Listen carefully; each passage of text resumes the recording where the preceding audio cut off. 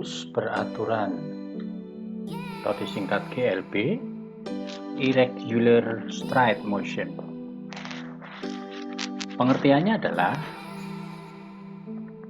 gerak yang memiliki lintasan berupa garis lurus dan kecepatannya tetap. Kecepatan tetap artinya baik besarnya kelajuan atau disebut kelajuan dan arahnya tidak berubah, tidak mengalami pembelokan. Kalau kita lihat dari kalimat ini, berarti V-nya sama dengan V0, delta V-nya sama dengan V min V0 sama dengan 0. Artinya, percepatan rumusnya delta V per delta T sama dengan 0, maka A sama dengan 0. Persamaannya, S sama dengan V kali T, V sama dengan S per T, T sama dengan S per V. S adalah jarak yang ditempuh, satuannya meter. V adalah kecepatan dalam satuan meter per sekon. V0 kecepatan awal, satuannya meter per sekon. Dan T adalah waktu tempuh, satuannya sekon. Gerak lurus berubah beraturan, disingkat GLBB, atau Straight Motion Change Irregularly. Pengertiannya, bahwa gerak yang memiliki lintasan berupa garis lurus dan kecepatannya berubah secara teratur. Yang berubah besar kecepatan atau kelajuannya, tetapi arahnya tidak berubah. Artinya tidak mengalami pembelokan. V tidak sama dengan V0, maka delta V sama dengan V min V0 tidak sama dengan 0. Jadi percepatannya A tidak sama dengan 0. Untuk rumus percepatan A sama dengan delta V per delta T atau V min V0 dibagi T min T0. Untuk kejadian V lebih besar V0, maka delta V harganya positif atau nilainya positif dan A berarti positif, disebut gerakan benda mengalami percepatan. Sedangkan V lebih kecil V0, maka delta V-nya bernilai negatif dan A sama dengan negatif, disebut gerakan benda mengalami perlambatan. Persamaan untuk GLBB, S sama dengan V0T plus minus setengah AT kuadrat. Dan untuk V sama dengan V0 plus minus A kali T. Apabila kedua persamaan tersebut digabung, akan diperoleh persamaan baru. Sebenarnya, kalau kita lakukan secara matematis, digabungkan, substitusi, persamaan yang akan diperoleh 2AS sama dengan V0 kuadrat min V kuadrat, ini untuk gerakan yang dipercepat. Sedangkan 2AS sama dengan V kuadrat min V0 kuadrat, ini untuk gerakan diperlambat. Untuk S adalah jarak yang ditempuh, satuannya meter. V0 adalah kecepatan awal, satuannya meter per sekon. V kecepatan, satuannya meter per sekon.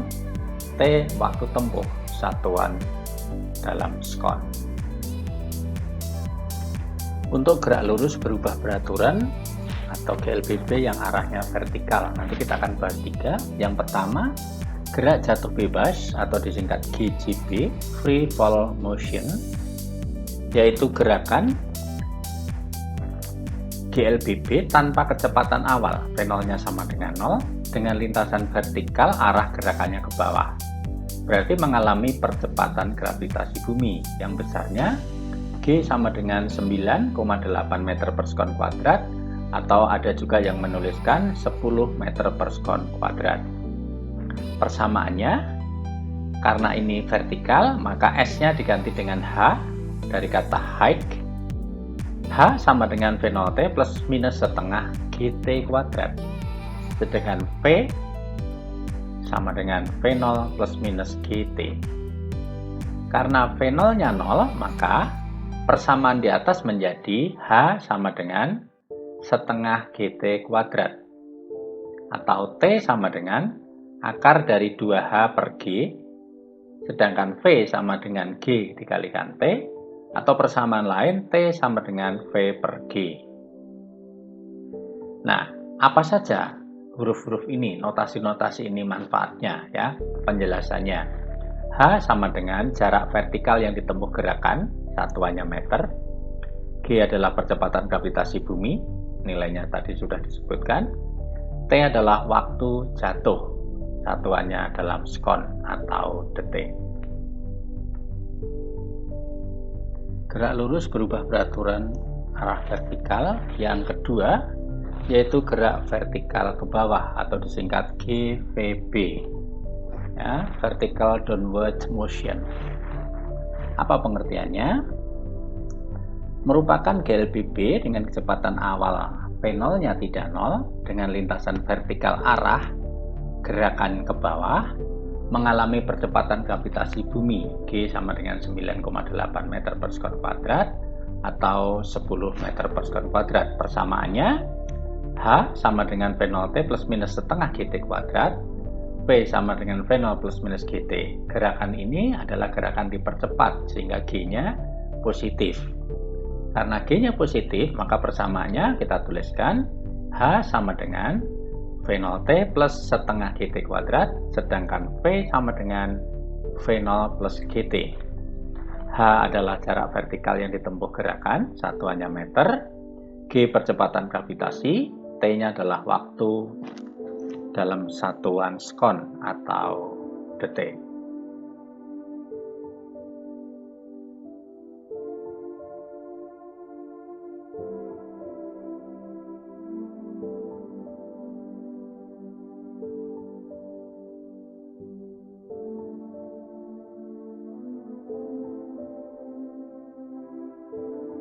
GLBB vertikal yang ketiga adalah gerak vertikal ke atas atau disingkat GVA. Nah, dalam bahasa Inggrisnya dikenal dengan vertical upward motion. Nah, pengertiannya bagaimana?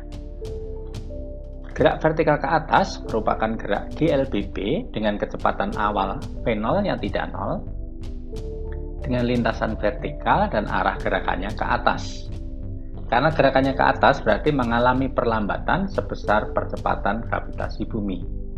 Nah, yang penting adalah di titik tertinggi atau titik puncak kecepatannya sama dengan 0. Ini yang terpenting. Nah, persamaannya bagaimana? Karena ini merupakan GLBB, ya, H sama dengan V0T plus minus setengah GT kuadrat, V sama dengan V0 plus minus GT, tetapi karena gerakan ini diperlambat dengan G, harganya nilainya minus, maka persamaannya menjadi H sama dengan, ya, V0T min setengah GT kuadrat, sedangkan V sama dengan V0 min GT. Nah, di puncak V0-nya sama dengan GT. Karena apa? Karena V-nya sama dengan 0. Sehingga T-nya sama dengan V0 per G. Nah, seperti biasa kita menjelaskan notasinya bahwa H adalah jarak vertikal yang ditempuh gerakan, satuannya adalah meter, G adalah percepatan gravitasi bumi, dan T adalah waktu tempuh dalam satuan sekon. Kita lanjutkan pembahasan gerak parabola, ya, arahnya melengkung atau kita kenal dengan parabolic motion, ya. Kita buat garis sumbu X dulu dan sumbu Y ini pada diagram kartesiusnya. Kemudian kita pilih titik awal yaitu titik 0,0 dan dimulailah gerak benda dari titik awal dengan membentuk sudut kemiringan atau sudut elevasi, memiliki kecepatan awal V0. Nah, karena pada gerak parabola, yaitu gabungan antara GLB dengan GLBB, kecepatan V0 ini diuraikan menjadi V0X dan V0Y.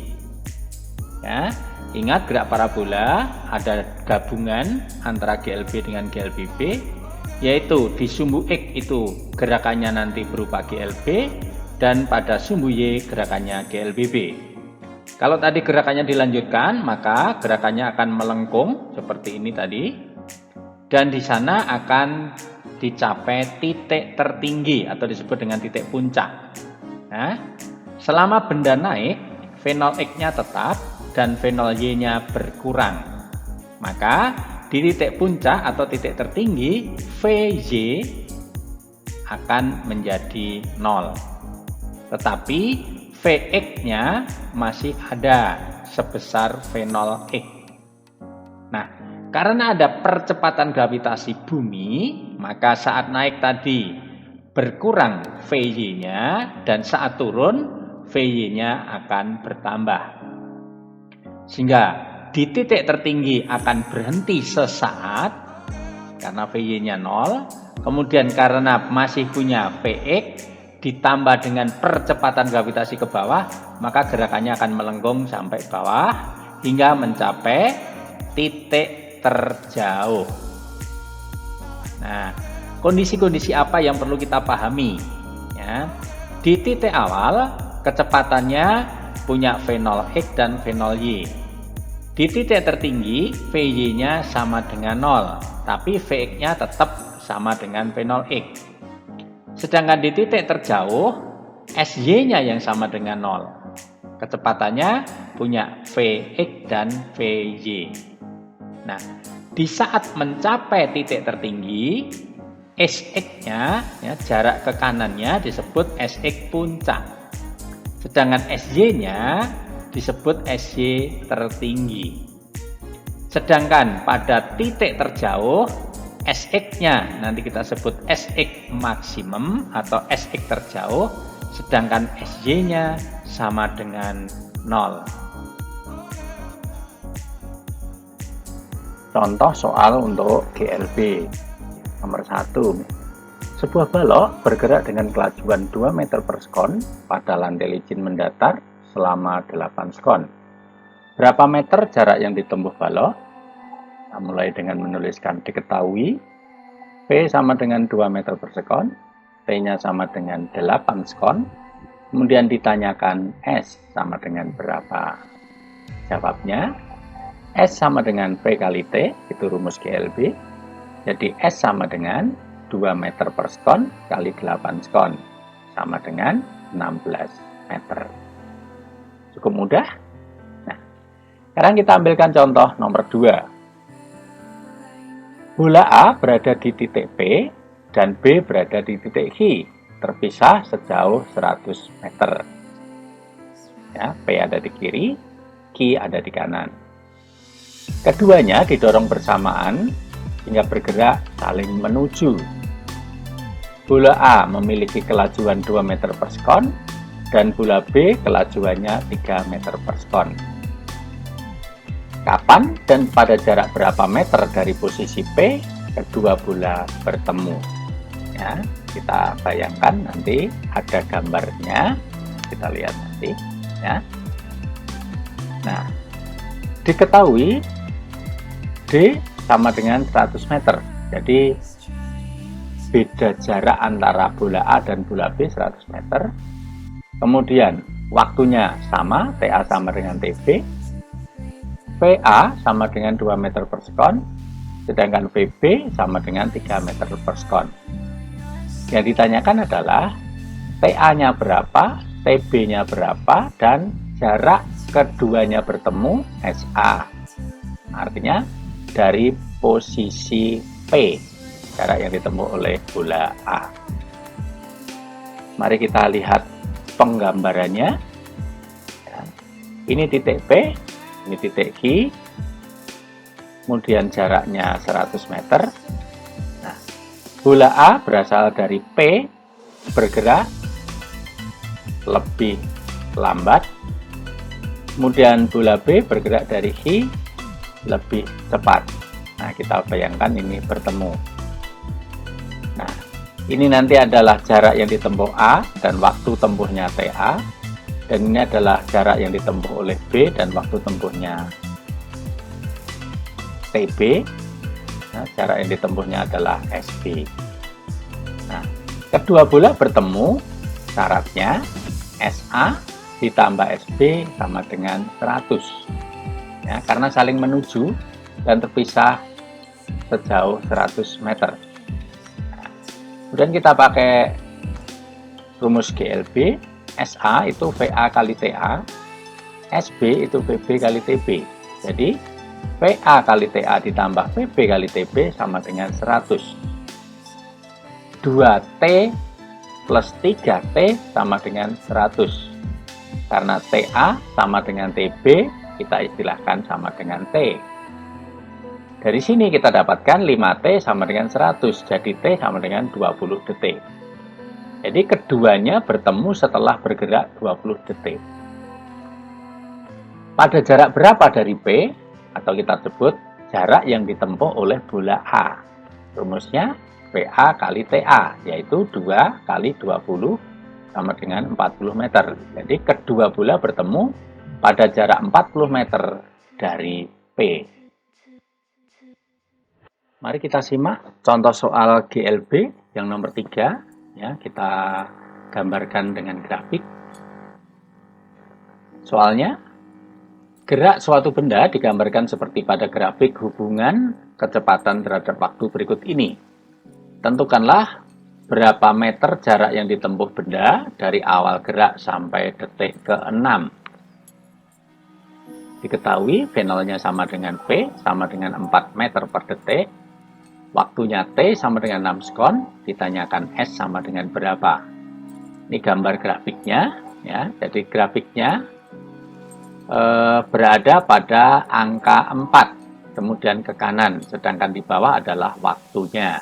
Nah, pertanyaannya dari 0 sampai detik ke-6. Jawabnya S sama dengan V kali T. S-nya sama dengan 4 meter per sekon kali 6 sekon. Jawabannya 24 meter. Nah, bisa juga kita menggunakan penghitungan jarak yang ditempuh, yaitu sama dengan luas daerah di bawah grafik atau kurve. Nah, kalau kita lihat di gambar, luas 4 persegi panjang. Itulah luas daerah di bawah kurve. Jadi rumusnya panjang kali lebar. Panjangnya 6, lebarnya 4, maka hasilnya juga 24 meter.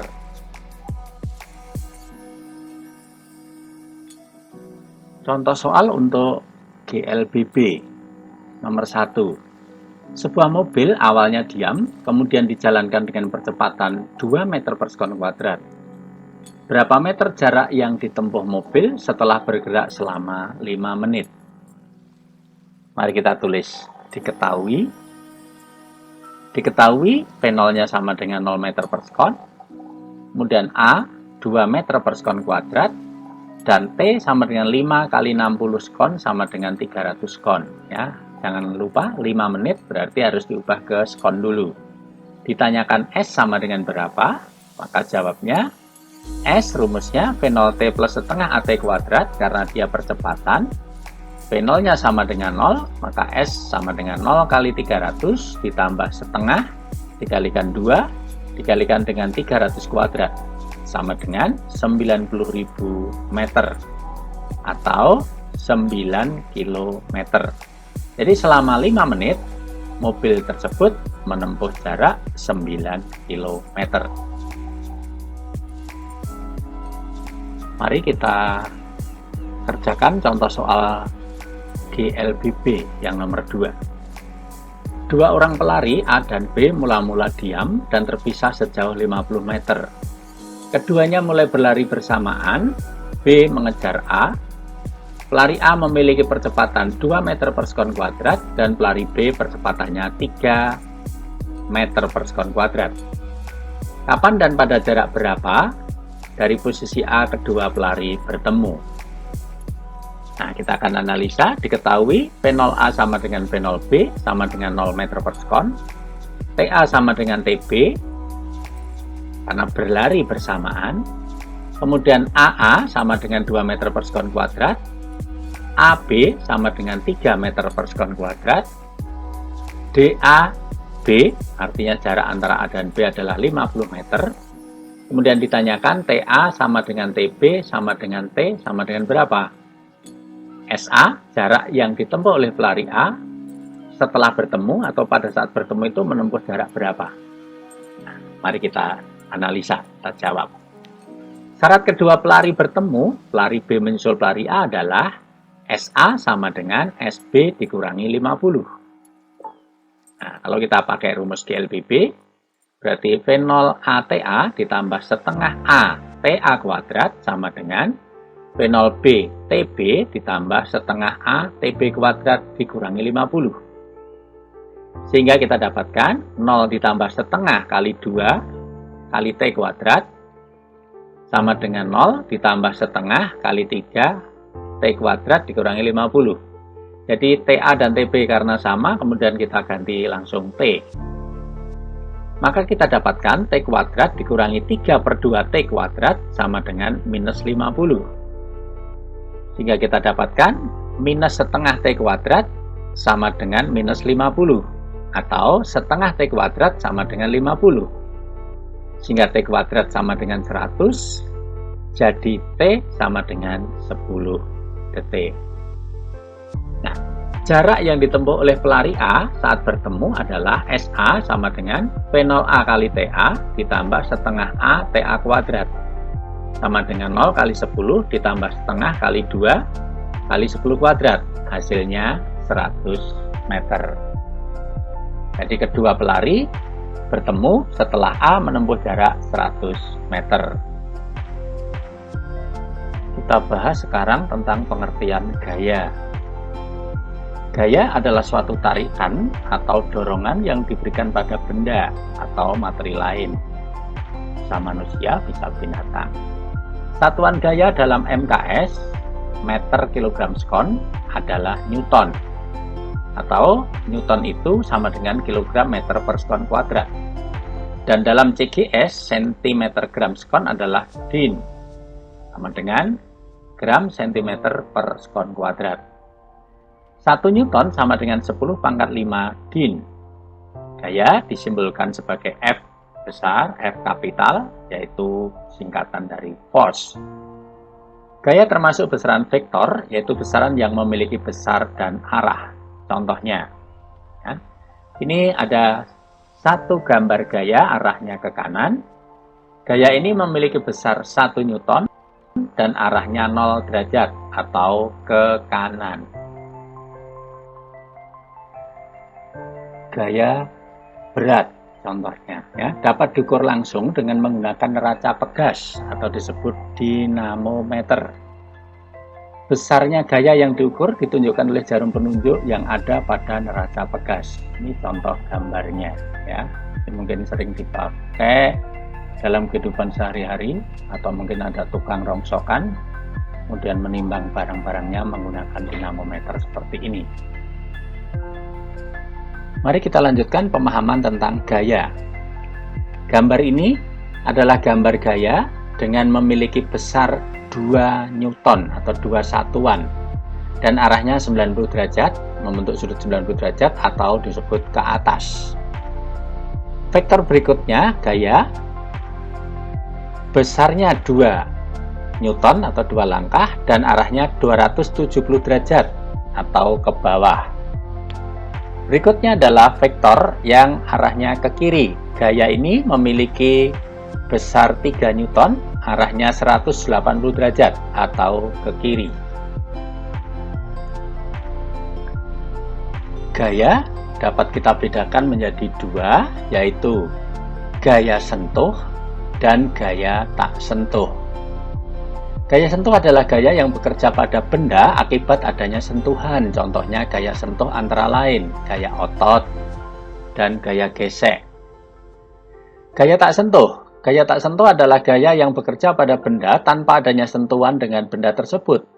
Contohnya gaya tak sentuh antara lain adalah gaya gravitasi bumi maupun planet lain, dan gaya listrik. Apa pengaruh gaya yang dikerjakan pada benda? Pengaruh gaya bisa menyebabkan beberapa kejadian. Yang pertama, perubahan bentuk dan ukuran benda. Kemudian yang kedua, perubahan kecepatan, mungkin dari keadaan diam kemudian bergerak atau sebaliknya, bergerak kemudian menjadi diam. Yang ketiga, perubahan arah gerak benda. Atau benda tetap saja diam meskipun diberi gaya. Nah, kita ambil kesepakatan bahwa gaya-gaya yang akan kita bahas, karena gaya termasuk besaran vektor, kesepakatannya adalah apabila kita memiliki gaya yang arahnya ke atas, maka nilainya dianggap positif. Kemudian gaya yang arahnya ke kanan, nilainya dianggap positif. Gaya yang arahnya ke depan, dianggap nilainya positif. Sedangkan gaya yang arahnya ke bawah, dianggap nilainya negatif. Gaya yang arahnya ke kiri, nilainya negatif. Gaya yang arahnya ke belakang, dianggap juga nilainya negatif. Ini kesepakatan supaya nanti tidak terjadi kebingungan pada pembahasan-pembahasan yang lebih dalam.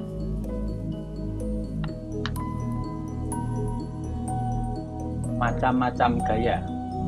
Dalam fisika ada bermacam-macam gaya, diantaranya adalah sebagai berikut. Yang pertama, gaya berat atau disingkat dengan W dari kata weight. Gaya berat merupakan gaya gravitasi yang bekerja pada suatu benda. Yang kedua, gaya normal atau N, normal. Gaya normal adalah gaya sentuh yang timbul akibat sentuhan dua benda. Nah, biasanya gaya normal bekerjanya tegak lurus pada bidang benda. Yang ketiga, gaya tegangan tali, ya, disingkat T. Gaya tegangan tali bekerja pada dua benda yang dihubungkan oleh tali.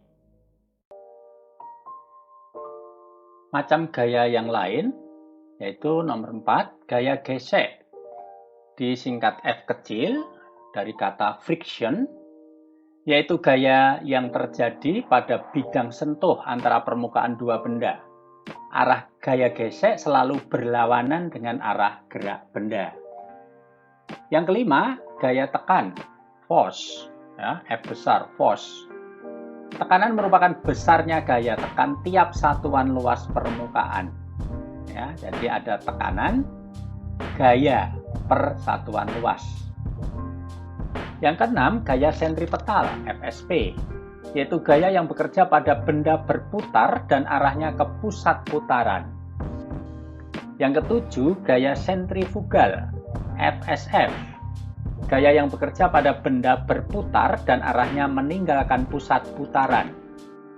Yang kedelapan, gaya apom atau disebut juga gaya Archimedes, gaya dorong ke atas kepada benda yang berada di dalam fluida. Kita akan lakukan penjumlahan atau resultan gaya. Ya, misalnya ada balok, kemudian dikerjakan gaya F1 sebesar 6 Newton ke kanan, kemudian juga didorong oleh F2 yang besarnya 4 Newton, balok berada di lantai licin. Jumlah gaya F1, gaya tarik, dan F2, gaya dorong, dibaca juga sigma F, sigma artinya jumlah, sigma F sama dengan resultan gaya, besarnya adalah sigma F sama dengan R sama dengan F1 ditambah F2. Sigma F sama dengan R sama dengan 6 Newton ditambah 4 Newton sama dengan 10 Newton. Resultan gaya ini arahnya sama dengan arah F1. Berikutnya, sebuah balok diberi gaya F1 6 Newton arahnya ke kanan dan F2 sebesar 4 Newton arahnya ke kiri.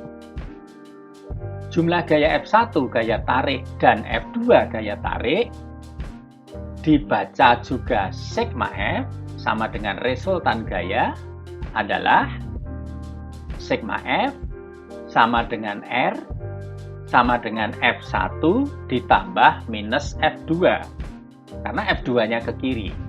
Ingat kesepakatan atau perjanjian kita waktu itu gaya kemana positif, kemana negatif. Selanjutnya, sigma F sama dengan R sama dengan 6 Newton ditambah minus 4 Newton sama dengan 2 Newton. Nah, arahnya sama dengan arah F1.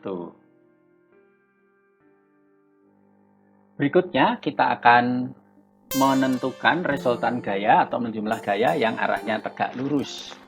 Sebuah balok berada di atas lantai licin, ya, dikenai gaya F1 sebesar 6 Newton ke kanan dan F2 sebesar 6 Newton ke depan. Ya. Sebuah balok dikenai gaya F1 6 Newton gaya tarik ke kanan dan F2 sama dengan 6 Newton gaya dorong ke depan. Sigma F sama dengan resultan gaya, sigma itu artinya jumlah, ya, jumlah gaya sigma F. Resultan gayanya adalah sigma F sama dengan R sama dengan akar F1 kuadrat ditambah F2 kuadrat. Jadi sigma F sama dengan R sama dengan akar 6 kuadrat ditambah 6 kuadrat sama dengan akar dari 36 ditambah 36. Sehingga sama dengan 6 akar 2 Newton. Arahnya serong ke kanan depan. Berikutnya, balok dikenai gaya F1 sebesar 4 Newton ke timur. Kemudian F2 sebesar 4 Newton ke utara. Bagaimana resultan gayanya?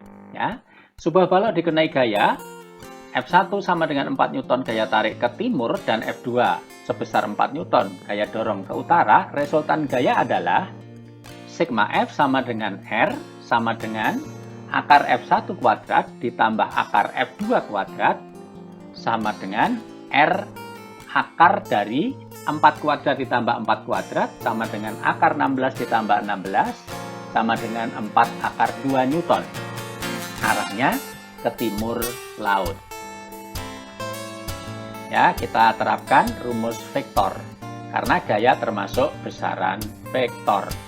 Dan kita masih pada batas sudut istimewa, khususnya 90 derajat. Contoh gaya sentuh dan tak sentuh. Ada dua pembagian gaya sentuh dan gaya tak sentuh. Contoh gaya sentuh, gaya otot, gaya gesek bidang, gaya tarik, gaya dorong atau gaya lempar, gaya pegas, gaya mesin, gaya remas, gaya tekan atau tekan normal, gaya angin, ya, gaya yang disebabkan oleh angin, gaya putar, gaya tegangan tali, gaya sentrifugal, gaya sentripetal.